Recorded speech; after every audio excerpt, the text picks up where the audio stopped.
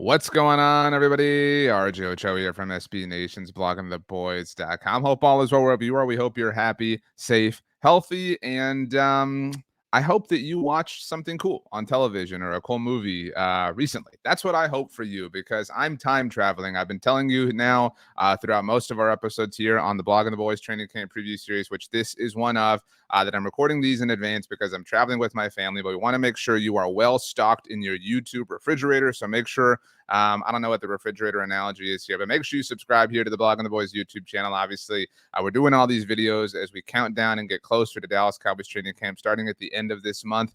I think that today you're watching this on Thursday, July the 13th. I'm not totally certain, but for me, it's Thursday, July the 6th, as it has been for most of these videos around now. Obviously, I'm traveling to California with my family. We're going to go to Disneyland, take the kid. It's going to be really, really, really fun, but I hope that this is for you as well. So that being said, today we are doing the latest installment of the Training Camp Preview Series, and we're looking at each position group on this team and asking questions and addressing concerns and honestly pointing out things that we're excited about. And I'm really excited about today's position group, and it is the cornerbacks on the Dallas Cowboys. We did the defensive line as a whole because there's just so many defensive linemen on this team. It felt kind of right to kind of put everything together, but the corners and safeties have kind of evolved to become their own separate entities for the Cowboys over the last couple of years. What with the three-headed monster at safety kind of taking off, and Jaron Kearse, Malik Hooker, and Donovan Wilson. So we wanted to give them their own video. We'll get to that later on in the week. Today we are talking about cornerbacks on this team,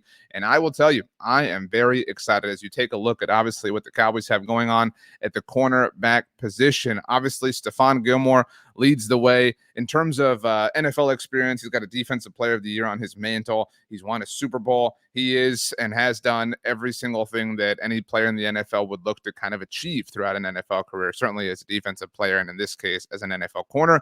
Trayvon Diggs, though, led the NFL in interceptions, obviously, 2 years ago. Had a little bit of a dip that was very predictable in that particular category, but I think we all thought that Trayvon was a better player in 2022, even if he didn't have the interception numbers to support that argument. DaRon Bland, fifth-round pick a year ago, came in and took the NFL, took the Dallas Cowboys by storm. I think had a bit of a tiny case for Defensive Rookie of the Year, but the fact that that's true and that he was a fifth-round pick is really amazing. I don't think any of us believe he should have won it, but you get my point. Outside of that, you've got Nashawn Wright, who has struggled, obviously. Kelvin Joseph, we'll talk about him in a moment, also definitely struggled. Jordan Lewis coming back from injury. CJ Goodwin, we have listed here, but obviously Goodwin is more of your special teams ace. But if you look, his official his official positional designation is corner, but he obviously doesn't play much defense, if at all. Eric Scott Jr., the rookie who the Cowboys traded up to draft in the top of the 6th round, who has really impressed, obviously had the kind of funky 40 numbers that maybe spooked some NFL teams, and it looks like the Cowboys were a little bit smarter than everybody else, which is very exciting. Miles Brooks and D'Angelo Mandel probably won't factor much into this consideration. And in fact, let's presume, and we talked about this in our wide receivers video, let's presume the Cowboys carry 6 corners here for a second. Right now, the obvious ones that they will carry are Stephon Gilmore, Trayvon Diggs, and DaRon Bland. So we're halfway home, halfway to 6. I think Jordan Lewis is a candidate to start the season on the PUP list, which would mean he does not factor into your original math, your original calculus. Okay. The next name, that is an easy kind of solid lock is Eric Scott Jr., not only because he's a recent draft pick, but because the team seems to really like him. And I think right there, I feel incredibly good. I mean, if those are your top 5 corners on this team, or excuse me, top 4, top 5 if you want to throw Jordan Lewis in the mix, Stephon Gilmore, Trayvon Diggs, DaRon Bland, Jordan Lewis, Eric Scott Jr., order them however you'd like.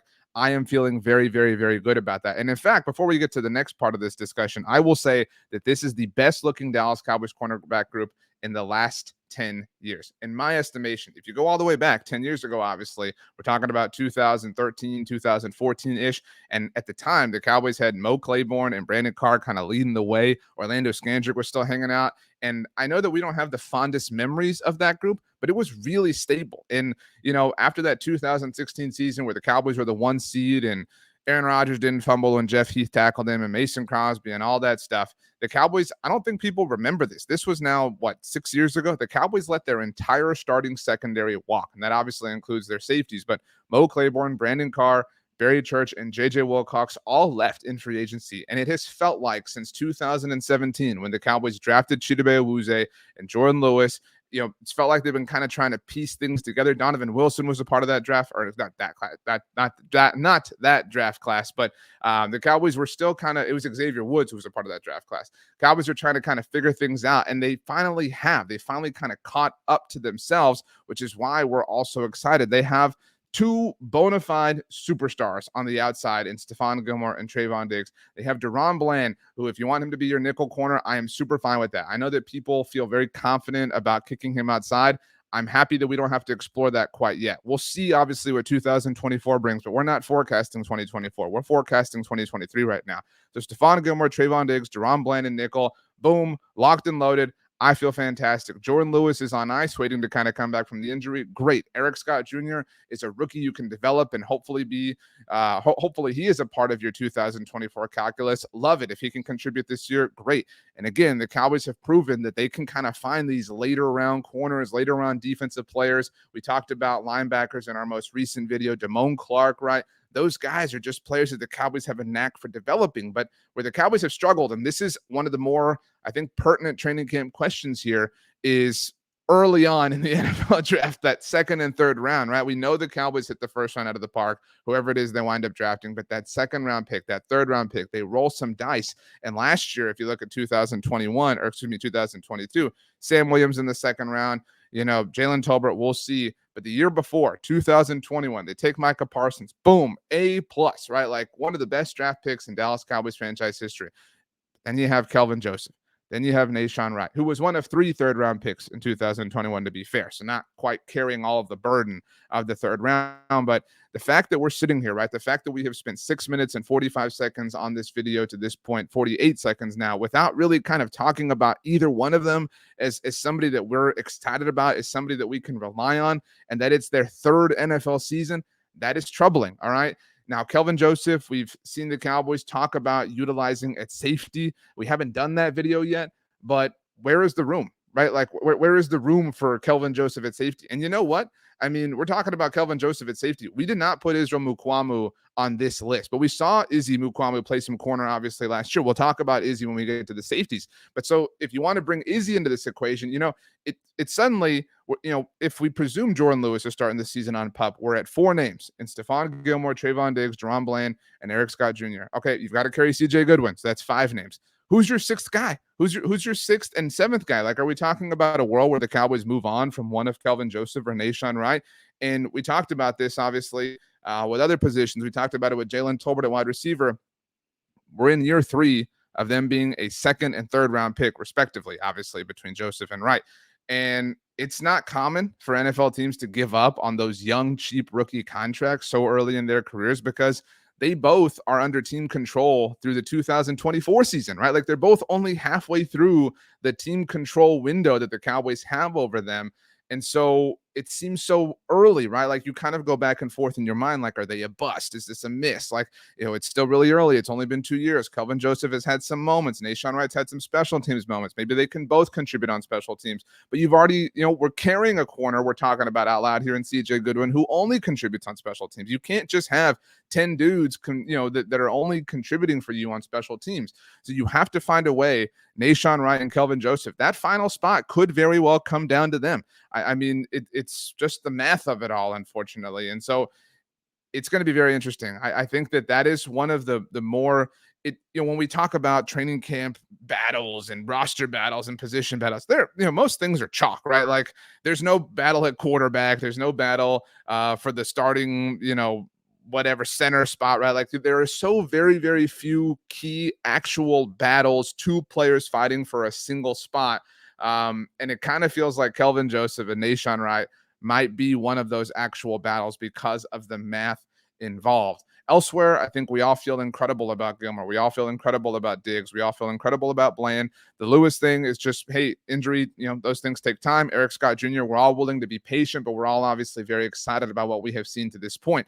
The only thing that I would throw out as we get kind of closer and closer to training camp, and I only throw this out just because we live in a world of infinite possibilities, but Trayvon Diggs, at least at the moment that I'm recording this, and it is technically possible that something happens between now and the time we release it for you, but at this moment in time, does not have a new contract with the Dallas Cowboys. And presuming that is still the case when you're watching this video, and I say new contract is in a contract extension. He is under contract, obviously, for the 2023 season, but you never know. What if Trayvon Diggs holds out at camp? We've seen players do that, obviously, all across the NFL. I mean, it's a world where players have to maximize their earning potential. And so I wouldn't fault Trayvon Diggs for that. You just never know. You never know what life has in store for you. So if you feel like you have to capitalize now while the iron is hot, that is something that could significantly change and alter the way all of this looks as well. But that is a hypothetical of hypotheticals.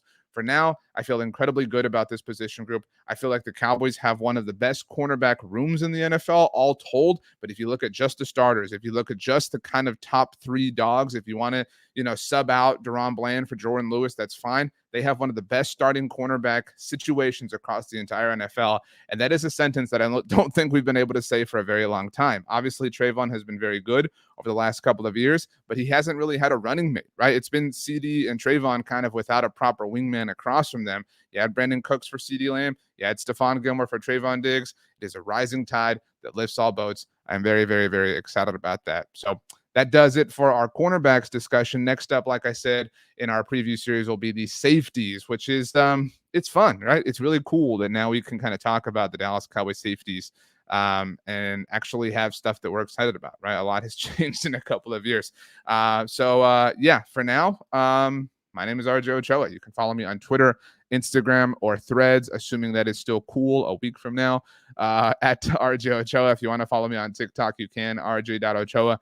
If you want to send me an email, you can do that too, rj.ochoa@sbnation.com, or you can leave a comment down below. We will do our best to get to those. For now, I hope that you take a sip of something refreshing. I hope you take a sip of like a snow cone or like some really cool water. You just take a sip and you give us the classic, I hope that happens for you.